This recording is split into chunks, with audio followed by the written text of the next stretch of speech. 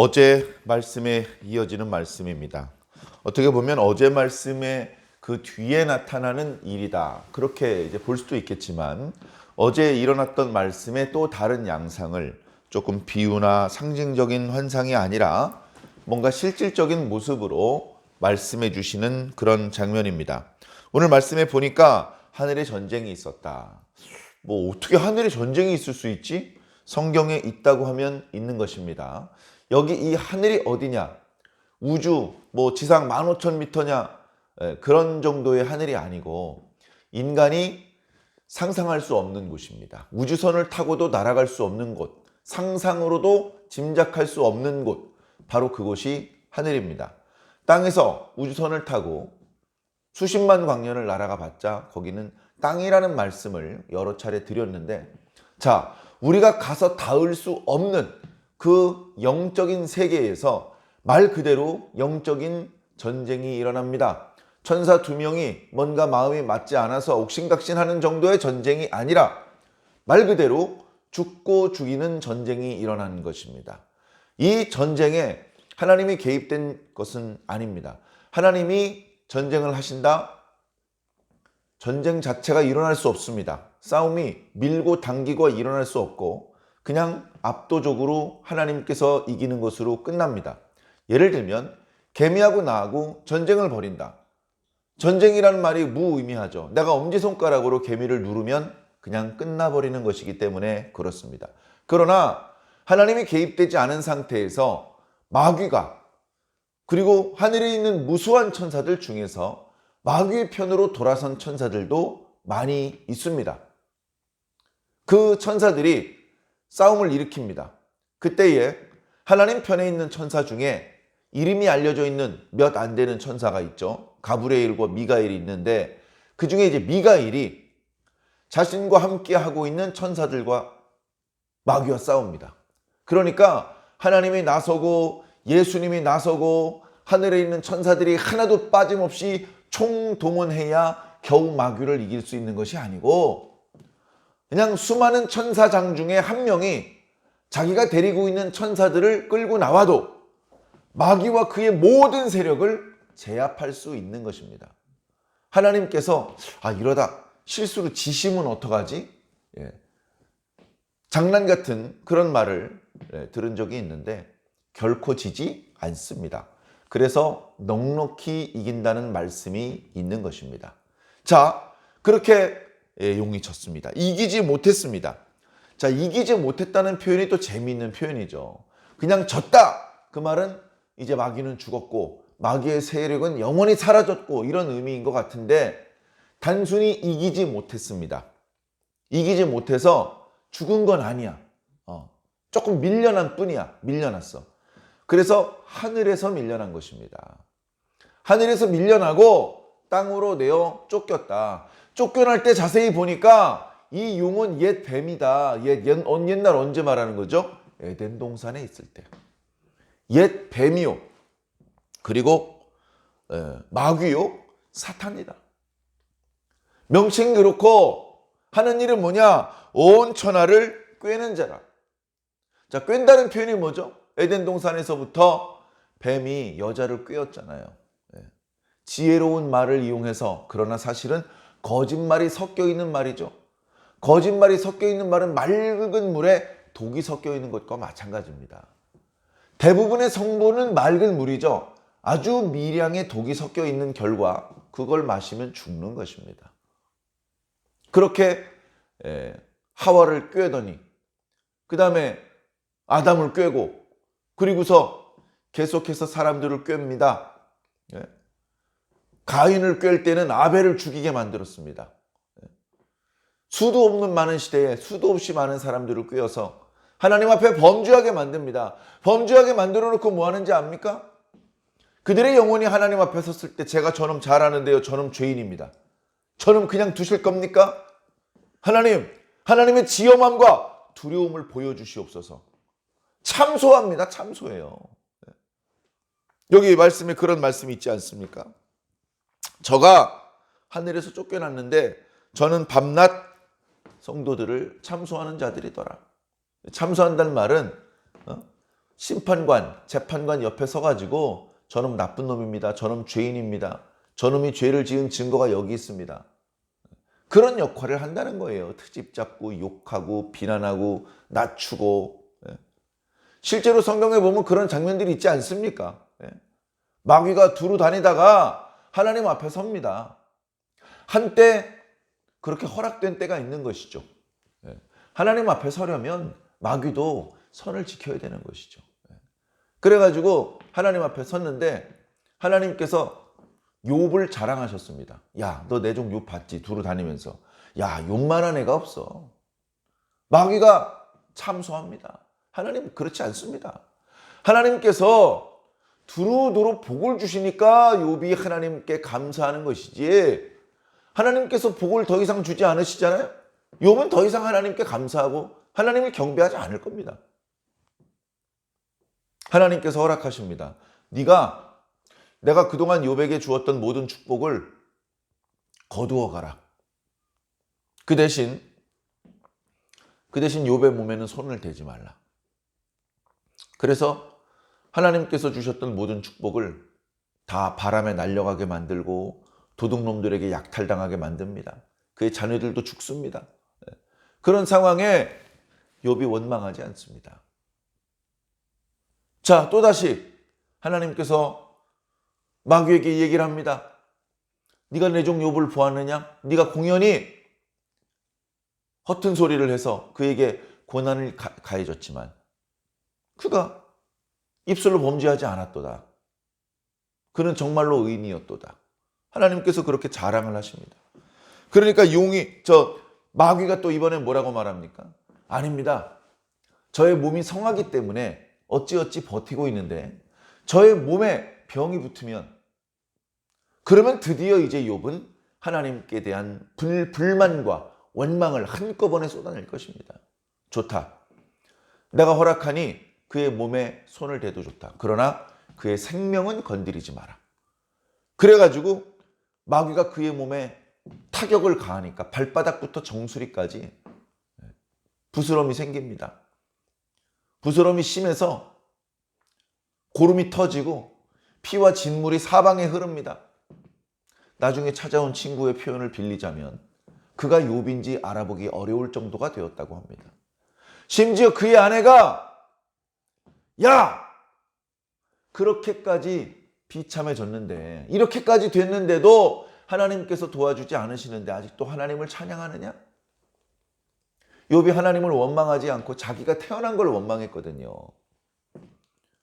그러니까 그의 아내가 야, 그러지 말고 차라리 하나님을 원망하고 죽으라. 그런 말을 합니다. 욥이 말하죠. 당신의 말이 어리석은 자의 말과 같구려. 욥은 끝까지 하나님을 원망하지는 않습니다. 그러면서 찾아온 친구들과의 대화가 욥기에 기록되어 있죠. 그렇게 마귀는 아무 잘못이 없는 사람도 그렇게 모함을 해서 넘어뜨리려고 하고 고통당하게 만들고, 그래서 하나님을 원망하게 만들려고 하는 그런 일을 하는 겁니다. 우리 스가랴 3장에도 비슷한 말씀이 있어요. 여호수아가 하나님 앞에 섰습니다. 그런데 더러워진 옷을 입고 있어요. 더러워진 옷을. 마귀가 찬스는 기회다. 막 욕을 합니다. 하나님, 저놈 보십시오. 저놈이 저 땅에서는 제사장이라고 거룩한 척하고 거들먹댔는데요. 보십시오. 저놈이 저렇게 더러운 놈이었어요.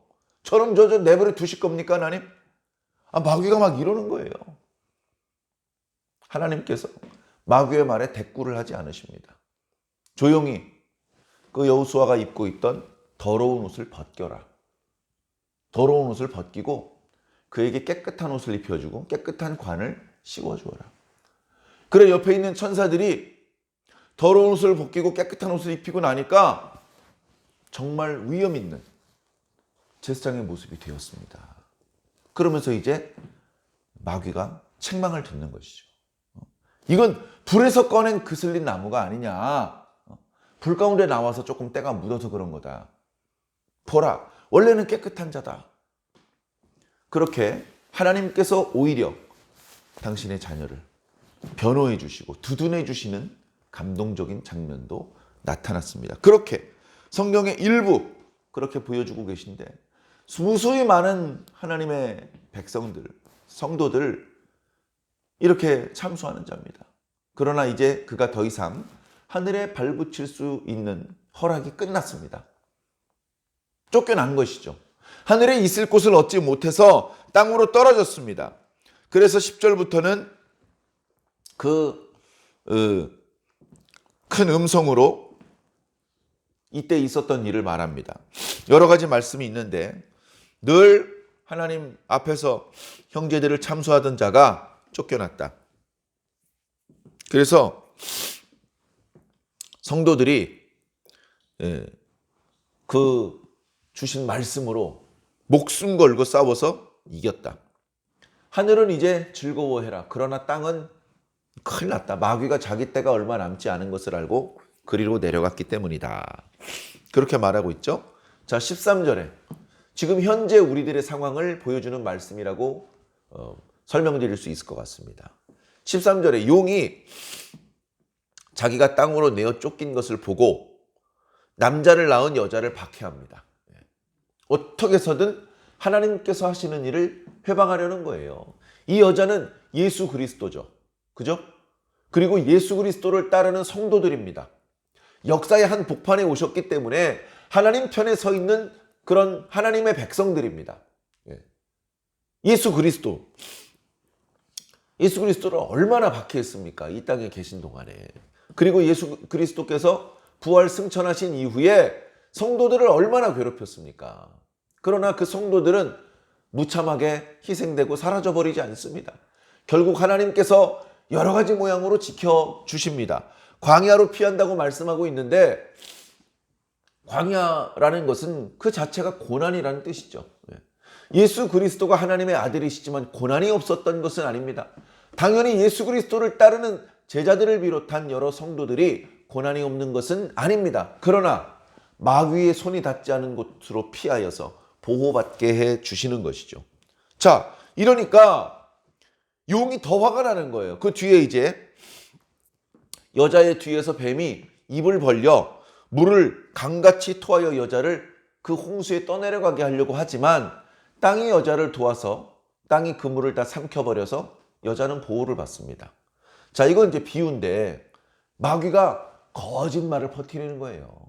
거짓 선지자들, 거짓 교사들, 온갖 종류의 거짓말. 거짓말은 전에도 말씀드렸지만 99%는 참말입니다. 1%의 거짓된 내용이 섞여서 지혜롭지 못한 자들을 속이는 것이죠. 이게 거짓말이 참말인 것 같아. 참말을 주로 했던 것 같아. 근데 그 사이에 섞여 있는 거짓말 조금 때문에 그거를 먹으면 죽는 것입니다. 그렇게 여자를 박해를 하지만 거기에 넘어가지 않는다. 자, 맨 마지막 구절입니다. 용이 여자에게 분노하여 저 여자를 내가 거꾸로 틀었어야 되는데 저 여자가 하는 일을 다 막아야 되는데 저 여자를 내가 막으려고 있는 힘을 다 했는데 하나님이 도우시고 하나님께서 독수리 같은 두 날개를 주시고 광야로 피할 수 있게 해주시고 땅이 도와주고 결국 여자를 조금도 해하지 못하게 됩니다. 그러자 여자의 남은 자손들, 그죠? 예수 그리스도는 제자들 보는 앞에서 승천하셨어요. 이제 마귀가 예수님 건드릴 수가 없습니다. 육체를 입고 있는 동안에 예수님 채찍에도 맞게 하셨고 굶주리기도 하셨고 고통을 좀 당하게 했지만 그러나 예수 그리스도께서 부활하셨고 승천하신 이후에 마귀가 어떻게 예수님을 건드릴 수가 있습니까? 그래서 분노하여서 또 자기 때가 얼마 남지 않음을 알고 마지막까지 하나님께서 하시는 일을 회방하기 위해서 이번에는 여자의 남은 자손들과 싸우려고 합니다. 여자의 남은 자손들과 싸우려고 한다고요. 여자의 남은 자손인 우리들, 우리 예수 그리스도의 제자들, 교회 성도들 얼마나 부담스럽고 두려운 장면입니까? 우리의 힘만으로는 마귀를 이길 수가 없어요. 마귀가 새끼손가락 하나만 내밀어도 우리 1000만 명이 그 새끼손가락 하나를 꺾을 수가 없습니다. 마귀의 능력을 무시하고 그렇게 어리석은 그런 생각을 하지 않으시기 바랍니다. 자, 그런데 우리가 견딜 수 있는 방법은, 자, 하나님의 계명을 지키며 예수의 증거를 가지는 겁니다. 하나님의 계명을 지키며 예수의 증거를 가지고 있으면 마귀가 쉽게 넘어뜨릴 수 없어요. 마귀가. 그 앞에 있었던 말씀도 마찬가지잖아요. 11절에 또 우리 형제들이 어린 양의 피와 자기들의 증언하는 말씀으로 그를 이겼으니, 말씀으로 이기는 거예요. 내가 만들어낸 그 거짓말이 아니라 주님께 받은 그 말씀으로 마귀를 이기는 겁니다.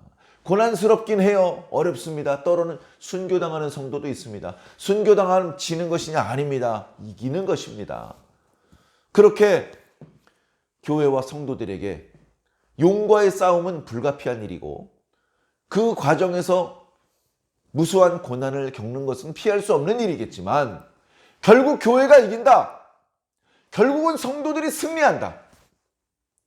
그것을 요한계시록은 힘주어 강조하고 있습니다. 성도들은 이미 바닷속에서 허우적거리는 사람들이 아닙니다. 주님의 부르심의 음성을 듣고 시온산에 서기 위해서 바다에서 나와 있습니다. 그래서 지금 바다 모래 위에 해변에 서 있다. 왜? 거기에 여자의 남은 자손들이 모여 있기 때문에 용도 거기 서 있는 겁니다.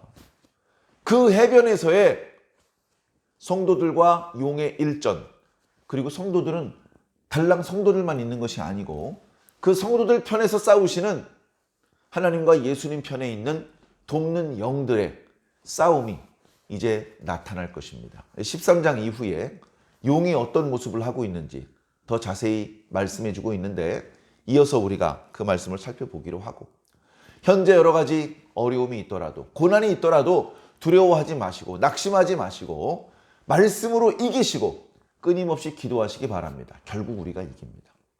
결국 우리가 이깁니다. 압도적으로 이기는 것은 아닌 것처럼 보입니다. 고난을 당하고 때로는 우리가 진 거 아닌가 이런 생각이 들 때도 있습니다만 그렇지 않습니다. 최후의 승리를 얻을 것이며 주님과 함께 새 노래를 부르게 될 것입니다. 하나님께 감사의 찬송을 부르게 될 것입니다. 그날을 상상하며 오늘의 고난을 넉넉히 이겨내시기를 예수님 이름으로 간절히 축원합니다. 아멘.